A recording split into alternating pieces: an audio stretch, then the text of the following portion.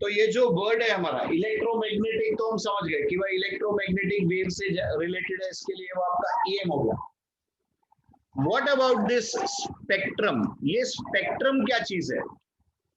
Come on students, 10 seconds. What is your understanding of spectrum? Give me examples. Give me examples. Very good, Om. Okay, Vidhi.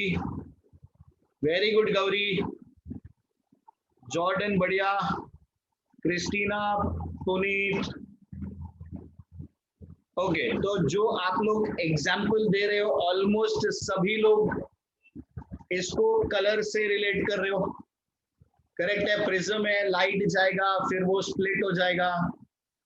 So these are the things that you are basically saying. Okay, now basically spectrum जो है ये अपन बचपन से सीखते हैं। Sunday, Monday, Tuesday, Wednesday, Thursday, Friday, Saturday, यही sequence में आपके डेज ऑफ द वीक जाते हैं। इतने साल में कभी ऐसा नहीं बोला ना किसी ने, यार इस बार अपन संडे के बाद वेडनेसडे रखते हैं ना यार, प्लीज यार। अभी तो अपन 10 साल के हो गए, 20 साल के हो गए, चलो 10-15 साल के बाद संडे के बाद वेडनेसडे कर दो। तो ये चीज कभी भी चेंज नहीं होती।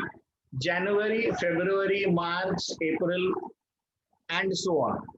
तो स्पेक्ट्रम का मतलब है आपके पास कोई एक बड़ी चीज है और उस बड़ी चीज के आप छोटे छोटे छोटे टुकड़े कर रहे हैं। That is what is meant by spectrum.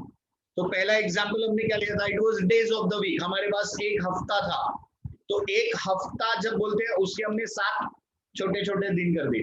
आपने बोला एक साल है मेरे पास, तो एक साल को आपने क्या किया? आपने उसको 12 मंथ्स में डिवाइड कर दिया। उसी तरीके से हमारे पास में ये जो इलेक्ट्रोमैग्नेटिक वेव्स हैं, ये इलेक्ट्रोमैग्नेटिक वेव्स हमारे पास बहुत बड़े रेंज में है। तो हम क्या करते हैं? इसको छोटे छोटे पार्ट्स में ब्रेक कर देते हैं। So electromagnetic spectrum, now remember this is orderly, एक ऑर्डर में, या फिर आप बोल सकते हो ये एक सीक्वेंशियल अरेंजमेंट है।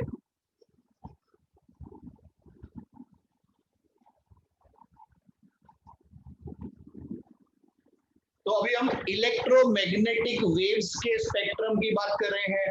तो इट इज द ऑर्डरली और the sequential arrangement of what? Of the waves of electromagnetic waves on the basis of what? किसके बेसिस पे हमने ये स्पेक्ट्रम डिसाइड किया, या किसके बेसिस पे हम ये स्पेक्ट्रम को बनाते हैं? तो it is on the basis of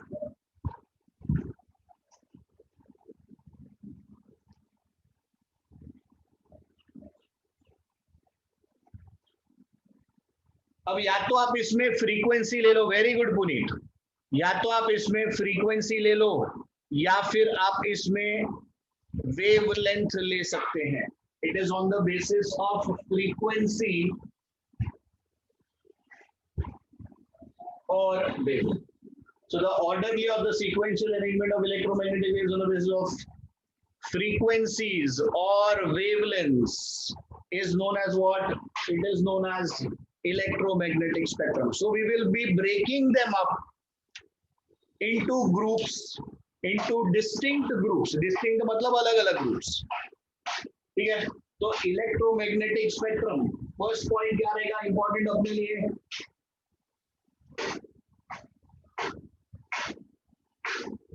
ये आपने कर दिया इसका डेफिनेशन। अब नेक्स्ट 5 मिनट प्लीज बहुत ध्यान से साथ में कीजिएगा। Try to do these answers here itself. ये अगला आधा घंटे में अपने को 6 से 7 आंसर अच्छी तरह से करने का है। This is what you should put in your mind. Please get your text books, if possible, please bring your textbooks along with you, or sit with your textbooks along with you. अब देखिए इधर, इसको हम break कर रहे हैं electromagnetic waves को.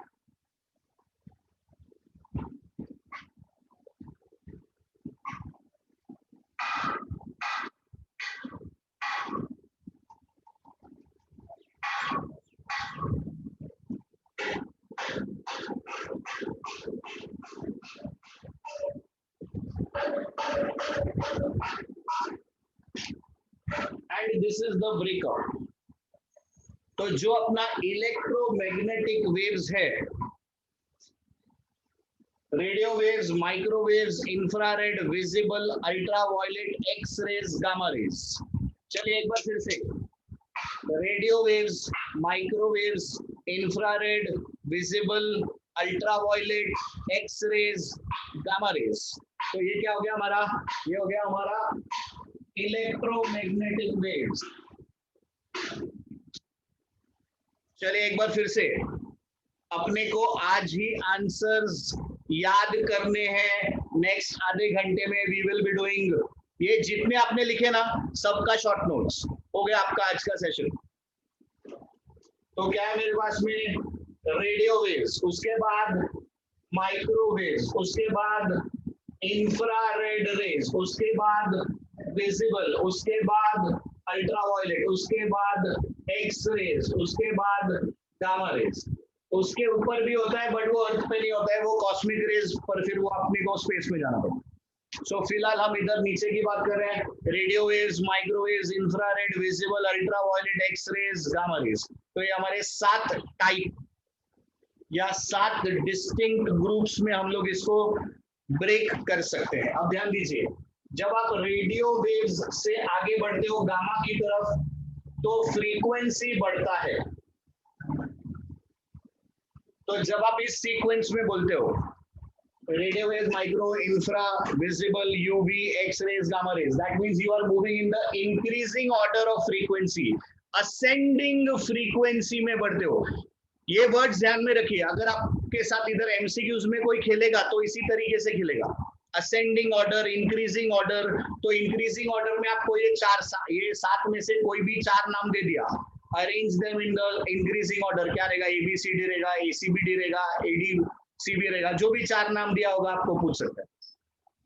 उसी तरीके से अगर आप गामा रेज से रेडियो वेव्स की तरफ आप उतरते चले आओगे, so this is having highest frequency, जिसका फ्रीक्वेंसी सबसे ज्यादा उसका वेवलेंथ सबसे कम रहता है. तो यहाँ पर gamma rays is having the least wavelength, फिर वेवलेंथ बढ़ गया, फिर वेवलेंथ बढ़ गया, फिर वेवलेंथ बढ़ गया, इधर आपका वेवलेंथ सबसे ज्यादा. तो this is in terms of wavelength.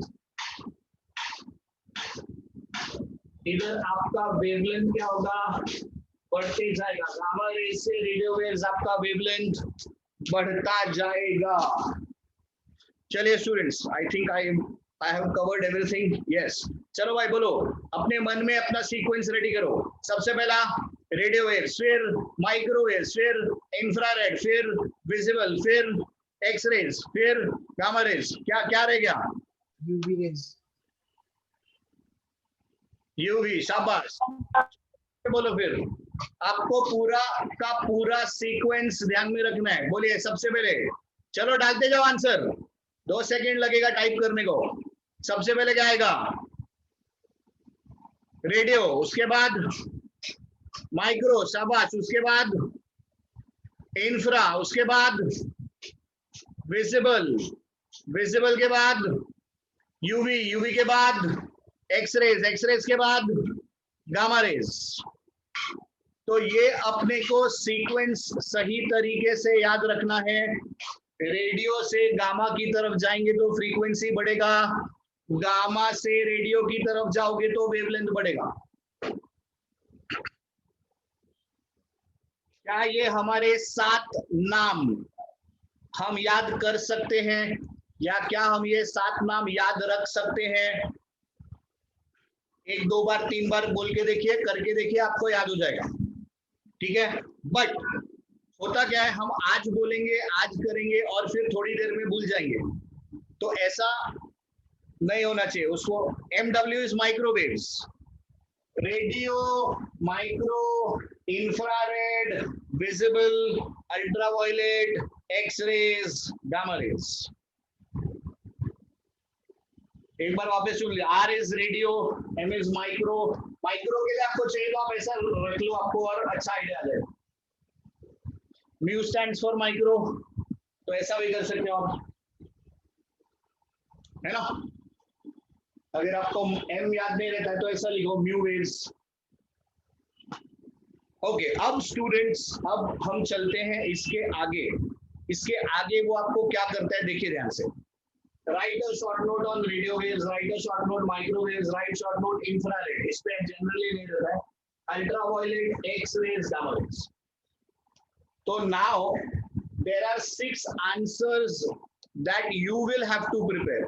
I am just going to give you the technique. मुझे मालूम है कि आप लोग आंसर याद करने में चैंपियन हो, बट एज आई सेड, मेरा काम ये है कि मैं आपको टेक्निक बताऊंगा जिससे आप कम मेहनत में ये आंसर्स याद कर लेंगे। तो जो भी आंसर आप लिखेंगे, as we discussed in the last lecture, इसका वेटेज रहेगा 2 मार्क। इस चैप्टर का वेटेज रहेगा 2 मार्क। जो भी आप इंडिविजुअल आंसर लिखते हो उसका आपको आएगा कितने मार्क्स के लिए, 2 मार्क्स के लिए। तो 2 मार्क के लिए 4 पॉइंट लिखना है बेसिकली। अब आंसर हम प्रिपेयर कैसे करें, किसी भी आंसर का शॉर्ट नोट जब वो हमको पूछेगा, right a short note on, और जो भी नाम है वो आपको दे देगा। अब आपको क्या करना है, प्लीज ध्यान दीजिए। Step number 1,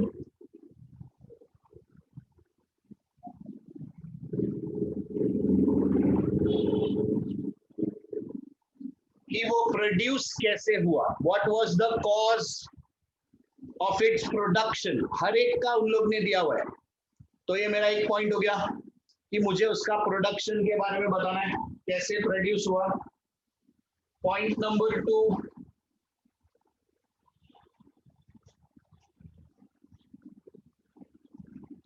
is about the properties, and point number 3, uses. तो ये 3 आपके मेन हेडिंग हो गए कि ये प्रोड्यूस कैसे होगा। इसके अलावा आप एक और पॉइंट दे सकते हो अगर आप देना चाहो, that is not compulsory, please remember that is not compulsory, क्योंकि अगर वो चीज आप गलत देते हो तो अपना मार्क्स कटेगा, आप नहीं देते हो कोई फर्क नहीं पड़ेगा, बट गलत आंसर का आपका नंबर कट हो जाए। तो प्रोडक्शन के पहले अगर आप और भी कुछ देना चाहते हो तो आप वो साइंटिस्ट का नाम दे सकते हो, वो साइंटिस्ट का नाम दिया जा सकता है जिनकी वजह से या जिन्होंने वो चीज ढूंढने में मदद किया। ठीक है, अब इसके साथ में अब पॉइंट्स बढ़ाना है आपको। देखो 4 पॉइंट मैंने आपको बताया, 4 पॉइंट आपको लिखना है, आपको क्या क्या कन्वीनियंट है और क्या क्या अपन याद रख सकते हैं, this also I will help you. इसके साथ में अगर आप देना चाहते हो तो आप फ्रीक्वेंसी और वेवलेंथ का अगर आप देना चाहते हो तो आप रेंज दे सकते हो कि भाई रेडियो वेव्स फ्रीक्वेंसी रेंज इधर से इधर तक, माइक्रोवेव फ्रीक्वेंसी रेंज इधर से इधर तक, गामा रेज पूछा तो उसका फ्रीक्वेंसी रेंज इधर से इधर तक, या वेवलेंथ जो भी रेंज है उसका इधर से इधर तक। ठीक है, तो ये मेरा frequency range, wavelength range. Then as I said these are my 3 main points कि प्रोड्यूस कैसे हुआ। प्रॉपर्टीज, तो कोई भी 2 प्रॉपर्टीज आप दे दीजिए। प्रोडक्शन में आपने 1 पॉइंट दे दिया, प्रॉपर्टीज में 2 पॉइंट दे दीजिए, और यूजेस में 2 पॉइंट दे दीजिए। It will be more than enough to get you your 2 marks. आपको आपका 2 मार्क एकदम आराम से मिल जाएगा। ये अगर आप लिखते हो तो वो अपने लिए एडिशनल बेनिफिट है, इट्स एन एड ऑन। ये गलत लिखते हो तो ये सारे का वैल्यू खत्म हो जाएगा, वो इधर ही आपका कुछ ना कुछ अननेसेसरली, ये राइट होते हुए भी आपका आधा नंबर काट लेगा। सो सेंसिबिलिटी यही बोलता है कि ये 3 पॉइंट पे खेलो। What is SN?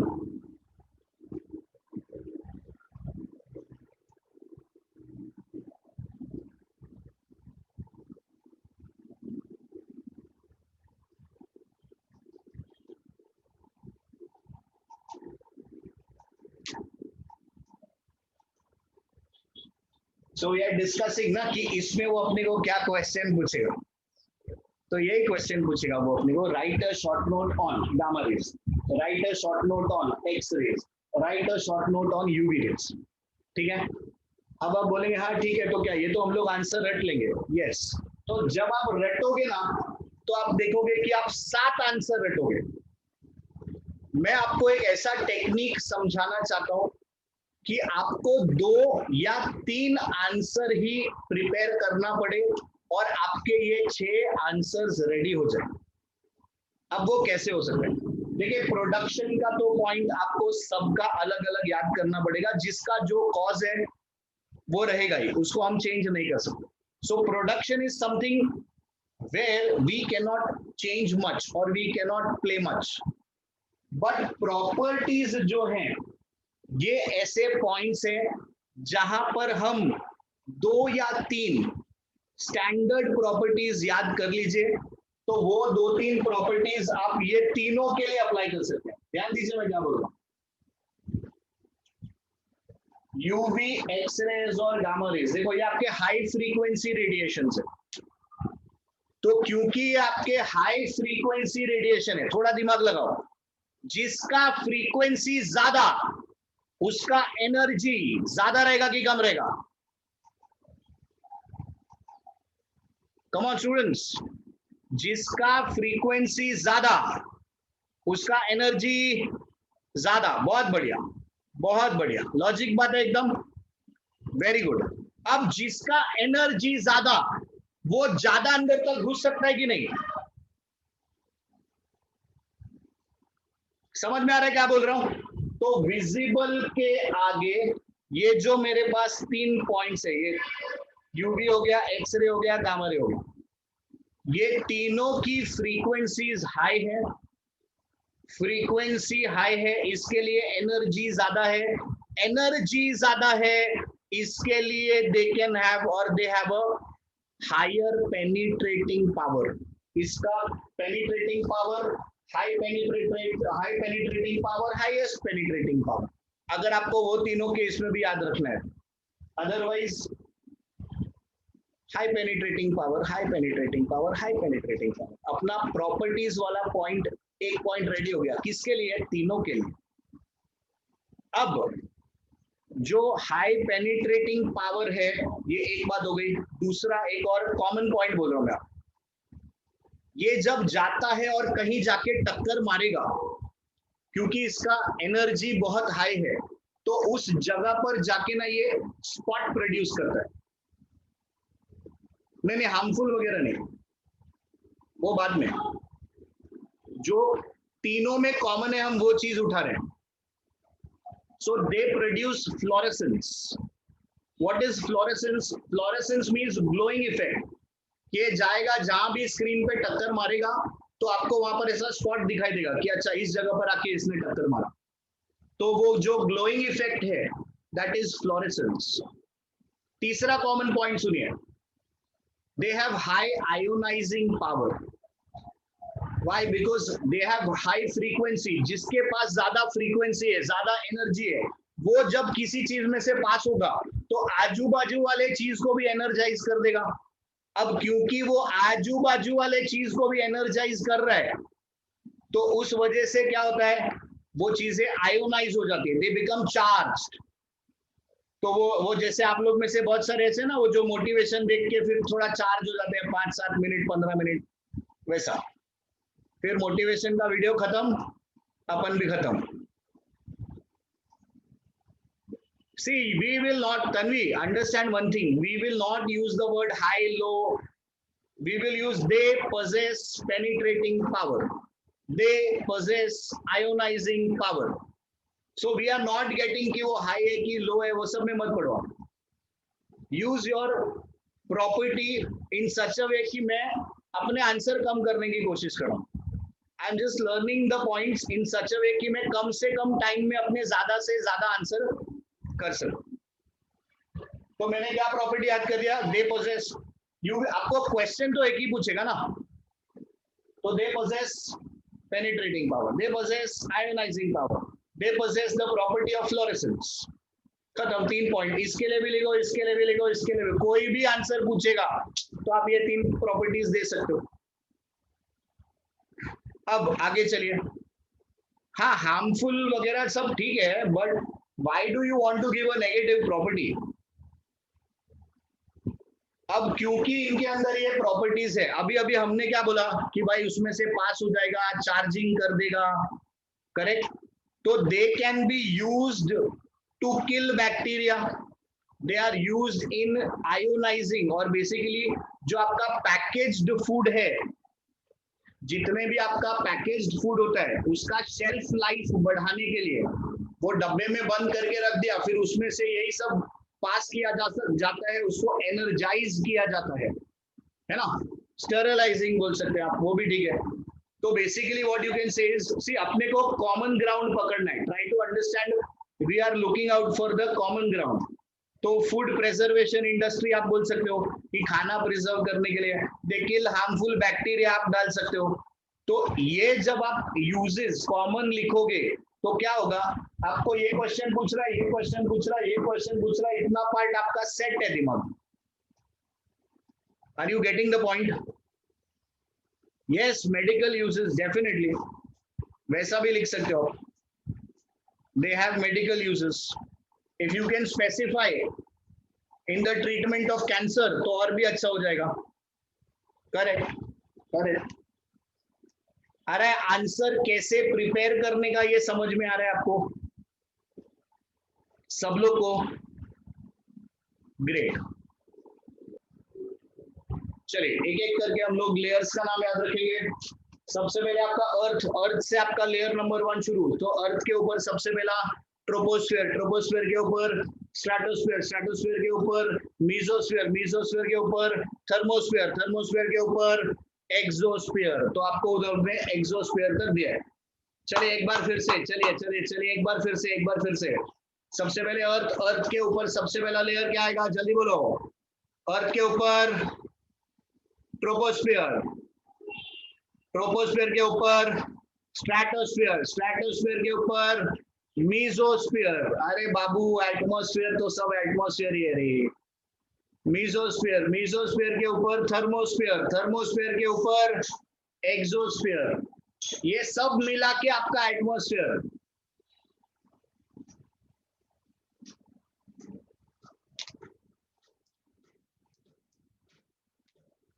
ठीक.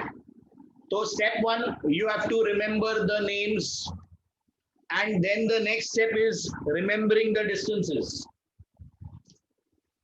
तो आपको जो एक एक रीजन है उसका सर्टेन हाइट है, वो हर रीजन की एक पर्टिकुलर हाइट है कि यहाँ से यहाँ तक आपका ट्रोपोस्फीयर रहेगा. ट्रोपोस्फीयर के ऊपर जो आपका स्ट्रेटोस्फीयर है उसका एक सर्टेन रीजन है. तो यहाँ पर आप शुरू करते हो, ये आपका 0 लाइन हो गया. This is 20. ये जो स्ट्रेटोस्फीयर है इसके अंदर, अभी इसमें आपके बुक में दिखाया नहीं है बट ये आपको डेफिनेटली पढ़ने को मिलेगा. इसके अंदर एक लेयर है जिसको बोलते हैं ओजोन लेयर. तो where is the ozone layer present? Please remember ozone layer is present in the stratosphere. तो स्ट्रेटोस्फीयर कहां से शुरू? 20. स्ट्रेटोस्फीयर कहां पे खत्म? 50. All this is in kilometres. अभी इसके ऊपर कौन है? मीजोस्फीयर. मीजोस्फीयर जो है कहां से शुरू? मीजोस्फीयर शुरू हो गया 50. कहां जाके खत्म हो रहा है? This is getting over at 85 kilometres. Generally you will find कि ये जो मीजोस्फीयर है यहाँ का जो टेम्परेचर है वो कम है, तो बेसिकली आपके जो हिल स्टेशन है वो सब ये पहाड़ी इलाके में पहुंचते होंगे जाके, तो इसीलिए वहां पर ठंडक ज्यादा। अब इसके ऊपर का जो रीजन है we call it the ionosphere. Why is it known as the ionosphere? Because it contains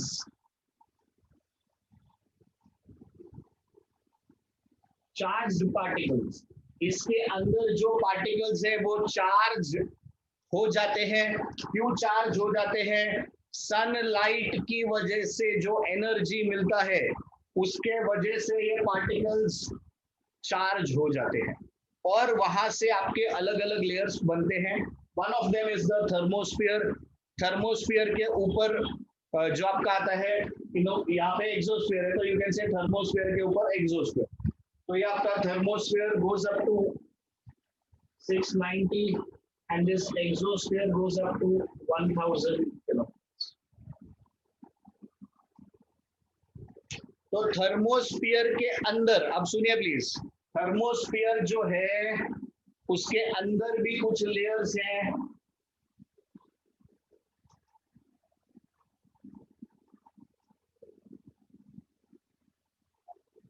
केनली Heaviside layer,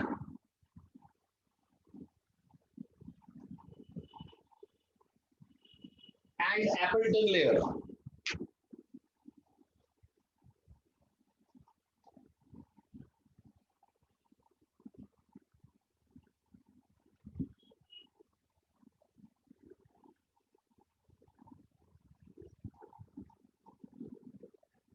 What is 19,000 का?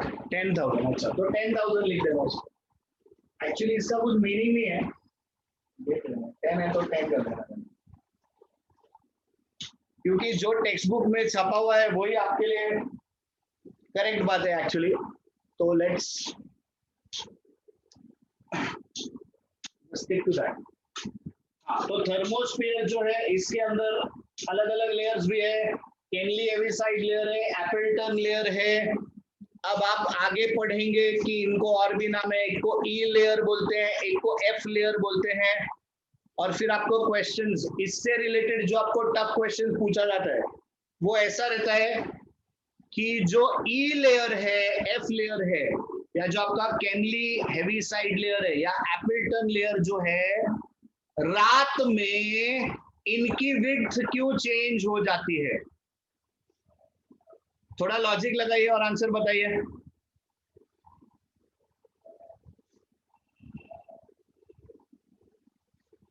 Why does the width of these layers change at night?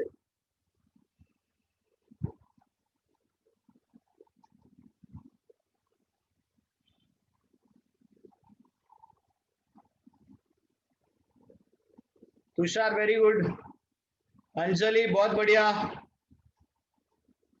रात को सन नहीं है, very good आंसिला, very good संस्कृति।